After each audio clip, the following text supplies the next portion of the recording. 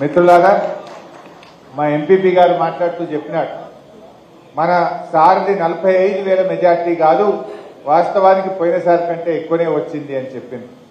చాలా కుట్రలు జరిగినాయి. మన దగ్గర ఎన్ని నామినేషన్లు వేసిందే మీకు తెలియదా? 154 నామినేషన్లు వేసింది. అబ్బాబ్బా, ఎంత రకరకాల కుట్రలు అనుకోరాదు. అన్ని 154 నామినేషన్లు వేస్తే తర్వాత విత్డ్రాయల్స్ తర్వాత మిగిలినవి 47 నామినేషన్. అదేమైంది పాపం, 47 నామినేషన్లకు 4 మిషన్లు అయినాయా లేవా? ఒక్క మిషన్ ఉంటేనేమో చక్కగా పోతురు, కారేడుతో చూసి గుద్దుడు. ఈ 4 మిషన్లల్లా నడువచ్చిన వాళ్ళు, కళ్ళు కనబడిన వాళ్ళు, ముసలోళ్ళు, గూనెోళ్ళు, గుడ్డోళ్ళు, రకరకాలుగా పేదలు, వృద్ధులు పాపం చూడలేక దాదాపు 18,750 ఓట్లు చిక్కిపోయింది. 18,750 ఓట్లు చిక్కిపోయింది. అంతేకాదు ఆ రోడ్ రోలర్ గుర్తుకు ఒక 2,200 ఓట్లు రోడ్ రోలర్ గుర్తుకు పోయినాయి. అది కారును పోలి ఉండడం వల్ల ప్రతిసారి మన పార్టీకి నష్టం జరుగుతూ వస్తుంది. ఇన్ని పోయినా, ఇన్ని నామినేషన్లు పడ్డా, ఇన్ని కుట్రలు జరిగిన 45,000 మెజార్టీతో మన సార్లు గెలిపించిన మీ అందరికీ నేను పేరు పేరున కృతజ్ఞతలు, ధన్యవాదాలు తెలియజేస్తా ఉన్నా. చాలా బాగా పనిచేసినారు కార్యకర్తలు. ఇందాక మా మండల పార్టీ అధ్యక్షుడు చెప్పిండు, అట్లా ఎన్నో ప్రయత్నాలు జరిగినాయి. అయ్యో ఒట్లు పెట్టించుడు, గుళ్ళలో దొరికించుడు, కథలు చేసింది. బట్ అయినా కూడా చక్కగా మా కార్యకర్తలు బాగా పనిచేసినారు. అంటే ఇలా తెలంగాణ రాష్ట్రంలో ఒక అద్భుతమైన రికార్డ్. ఇలా గజ్వేల్లో ఒక నానుడు ఉండేది, ఇది ఒక్కసారి గెలిస్తే రెండోసారి గెలవరు, ఊకే మారుడే ఉండే కదా ఇదివరకు. కానీ ఆ రికార్డును బద్దలు కొట్టి 3 సార్లు కేసీఆర్ని గెలిపించింది కూడా మా గజ్వేల్ బీఆర్ఎస్ కుటుంబ సభ్యులు. అంతేకాదు గజ్వేల్లో మనకు అదొక్కటి మాత్రం కింది మీద అయింది. గజ్వేల్ లెవెల్కి వెళ్తే గవర్నమెంట్ గదే వస్తుంది అనుకున్నాం, కానీ ఈసారికి అది ఒక్కటి జర కింది మీద అయింది. బట్ అదర్వైజ్ అద్భుతమైన మెజార్టీని మీరు ఇచ్చింది. అంతేకాదు మన ఇవాళ తెలంగాణ ప్రజలు 2 సార్లు కేసీఆర్ను ముఖ్యమంత్రి చేసుకుంటే, ఇవాళ ప్రజలు ఆశీర్వాదంతో 2 సార్లు కేసీఆర్ ముఖ్యమంత్రి అయితే, మీరు మాత్రం అదృష్టవంతులు, 3వసారిని కేసీఆర్ గెలిపించుకున్న ఘనత మన గజ్వేల్కు మనకే దక్కింది. గజ్వేల్ ప్రజలకు కూడా నేను హృదయపూర్వకంగా బీఆర్ఎస్ పార్టీ పక్షాన, కేసీఆర్ గారి పక్షాన గజ్వేల్ ప్రజలందరికీ నేను హృదయపూర్వకంగా కృతజ్ఞతలు, నమస్కారం తెలియజేస్తా ఉన్నా. సో ఈ రకంగా చాలా బాగా చేసుకున్నాం. గజ్వేల్ అనేటువంటిది ఇలా అభివృద్ధిలో అద్భుతంగా జరిగింది. మొన్న కూడా అసెంబ్లీ జరిగితే, మొన్న జరిగిన అసెంబ్లీ సమావేశాల్లో కూడా గెలిచినటువంటి కాంగ్రెస్ పార్టీ మన గజ్వేల్ మీద ఎక్కసాన్ని వెళ్ళగక్కే ప్రయత్నం చేసింది. అంటే మన మీద ఒక రకమైనటువంటిది వాళ్ళు ఎప్పుడు ప్రచారంలో కూడా పెట్టినారు. అసెంబ్లీలో కూడా మొన్న నిండు శాసనసభలో కూడా గజ్వేల్ మీద ఒక రకమైనటువంటి ఎక్కసాన్ని వాళ్ళు వెలుగుచ్చే ప్రయత్నం అధికార పార్టీ వాళ్ళు చేసింది. బట్ ఏది ఏమైనా ఇవాళ గజ్వేల్ ప్రజల్లో ఒక నమ్మకం అయితే ఉంది. మా కేసీఆర్ వచ్చినాక మా జీవన ప్రమాణాలు పెరిగినాయి.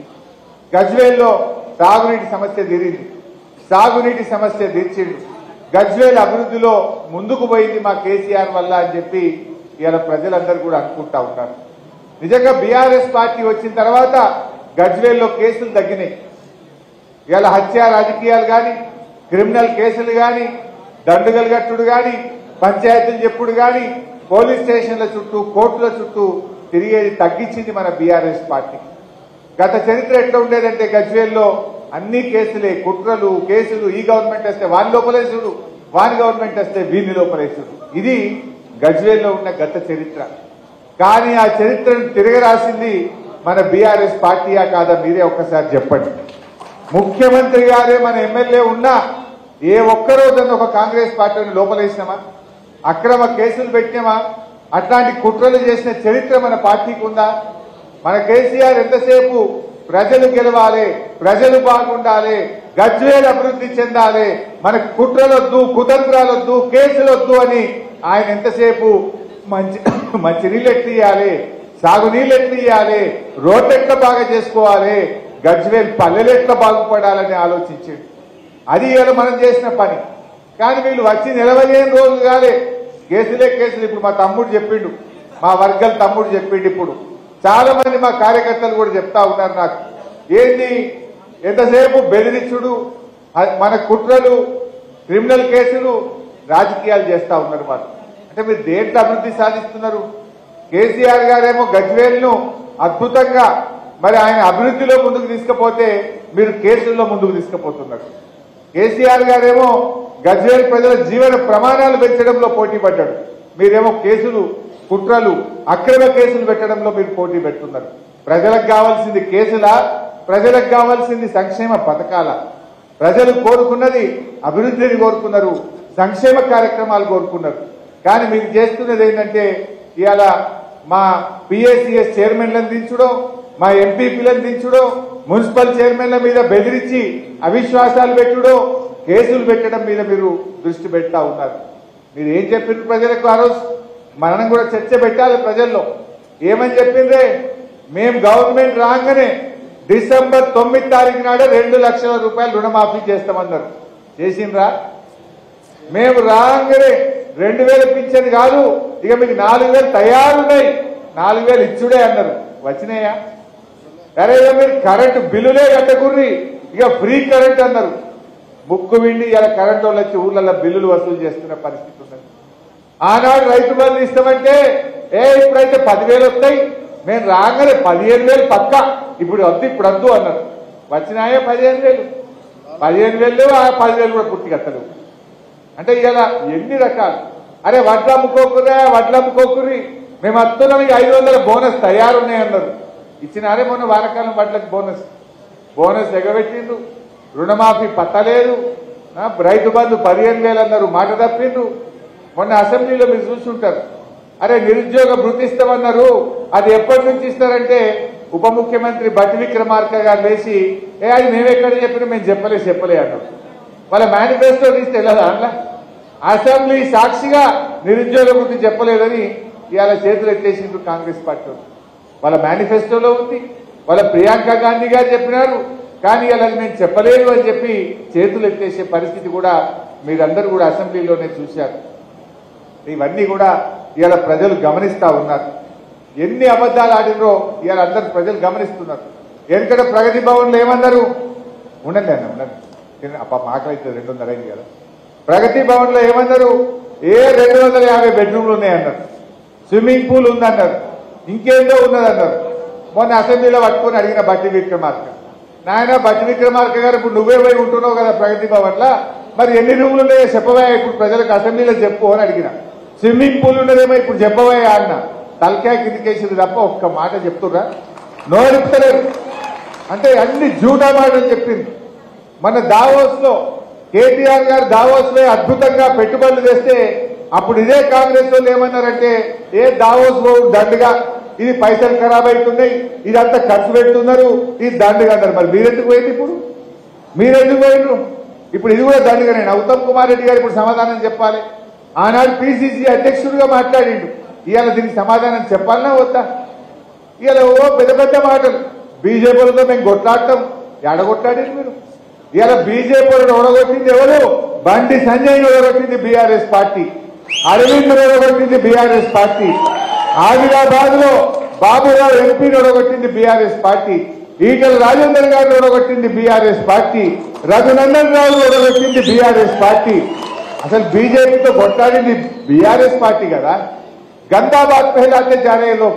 कौन हराए बीजेपी को? बीआरएस पार्टी ने हराए.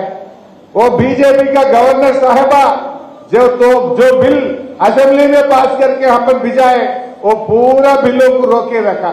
अब कांग्रेस आने के बाद पूरा पास कर दे रहा. अब कौन किससे मिल गया? जब क्यों रोके, अब क्यों पास हो रहा बिल? मालूम नहीं हो रहा क्या? अब अदानी भी आ गए. मेरा भाई अदानी का याद कर रहा. कल सुबह राहुल गांधी, నిన్న ఉదయం రాహుల్ గాంధీ గారు అక్కడ మాట్లాడిండు. నార్త్ ఈస్టర్న్ స్టేట్స్ లో బస్సు యాత్రలో మాట్లాడిండు. ఈ దేశం ఇద్దరు వ్యక్తుల చేతుల్లో ఉన్నది. అదానీ అంబానీ చేతుల్లో ఈ దేశం ఉన్నది. ఈ రెండు వ్యక్తుల చేతుల్లో 500 కంపెనీలు ఉన్నాయి. అదానీ అవినీతి వెనుక ప్రధాని ఉన్నాడు అని అక్కడనేమో రాహుల్ గాంధీ మాట్లాడతాడు. పొద్దుగాల రాహుల్ గాంధీ అదానీని అవినీతి పరుడు, అదాని అవినీతి వెనుక ప్రధాని ఉన్నాడని పొద్దుగాల రాహుల్ గాంధీ మాట్లాడితే పొద్దుకేమో రేవంత్ రెడ్డి పోయి అదానిని అనిపించుకుంటాడు. మరి ఇప్పుడు ఈ రేవంత్ రెడ్డిది కరెక్టా, రాహుల్ గాంధీది కరెక్టా? ఆయననేమో అవినీతి పరుడు అంటాడు, ఈయననేమో అనిపించుకుంటాడు. ఈయన పోయి 12,200 కోట్లకు నేను అగ్రిమెంట్ చేసుకుంటున్నా అని షేక్ హ్యాండ్ ఇచ్చుకుంటాడు. మరి ఇప్పుడు ఇవాళ ఏందనేది మనకు అర్థమైతలేదా? ఇలా బీజేపీ లాంటి మతసత్వ శక్తుల మీద పోరాడింది బీఆర్ఎస్ పార్టీ, సెక్యులరిజాన్ని కాపాడింది బీఆర్ఎస్ పార్టీ, అభివృద్ధిలో ముందుకు పోయింది బీఆర్ఎస్ పార్టీ. కాంగ్రెస్ వాళ్ళు ఏమేమి బీజేపీతో కొట్లాడటమన్నారు. మొన్న పోయింది ఢిల్లీకి, పాలమూరు ప్రాజెక్టుకు జాతీయ హోదా అంటే ఇచ్చేది లేదు పోనన్నారు. మరి కొట్లాడుతుర్రా? పులదండలు వేస్తున్నారు. మెడలు వంచుతామన్న కాంగ్రెస్ పార్టీ వాళ్ళు బీజేపీ కేంద్ర మంత్రుల మెడల్లో దండలు వేయడానికి పోటీ పడుతున్నారు. పూలదండలు వేసి వాళ్ళని ప్రసన్నం చేసుకునే ప్రయత్నం చేస్తున్నారు.